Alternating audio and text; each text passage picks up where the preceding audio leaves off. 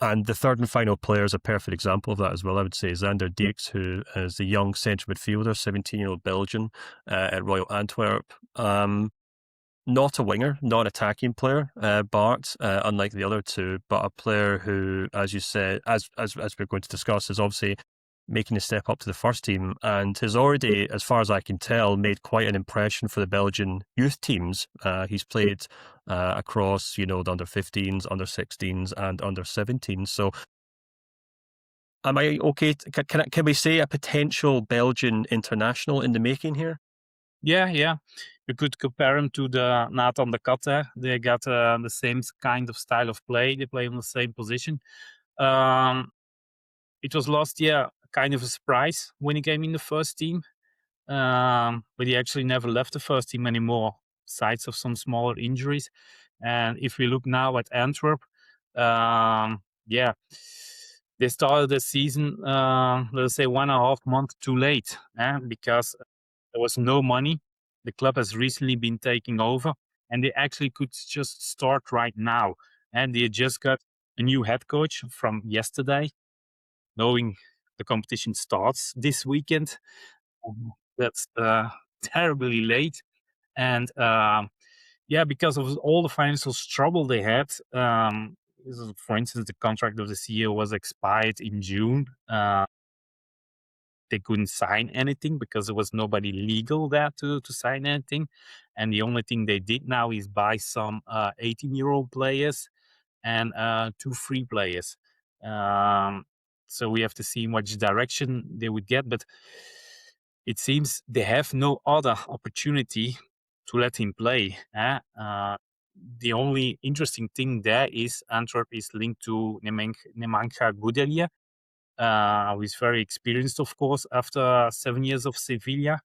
If he could play alongside him, then he could learn a lot from him. And then we could see him evolving in the same direction as Arthur Vermeeren, who played in the same position at Antwerp, also made it very shortly to the Belgium national team. In our opinion, made a step too big to going directly to Atletico Madrid. Still suffering from that. But that's the kind of direction we see him evolve. Yeah, I was just checking there.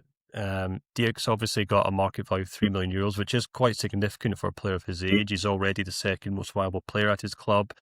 He's the sixth most valuable under 19 Belgian player. Hopefully that makes sense. But I mean, the reason we're talking about this part is because we think his market value will significantly rise this season. As a central midfielder, is he at a stage in his career where you can already tell what type of midfielder he will be, or is he still learning his trade in terms of, he can be both attacking and defensive, or is it already clear to you that he's going to be the next De Bruyne or De Cata or whoever else? Well, he's going to be a box-to-box player. He's not going to be a playmaker. He's also not going to just be a defensive midfielder because, let's say, his running skills, his physique is very good. But of course, he's just 17 years of age. His body is not full grown yet. So one-to-one duel against a very experienced player, he will probably not win it. But also there, you can learn from how to position you better to go outside of that duel and then still try to recover the ball.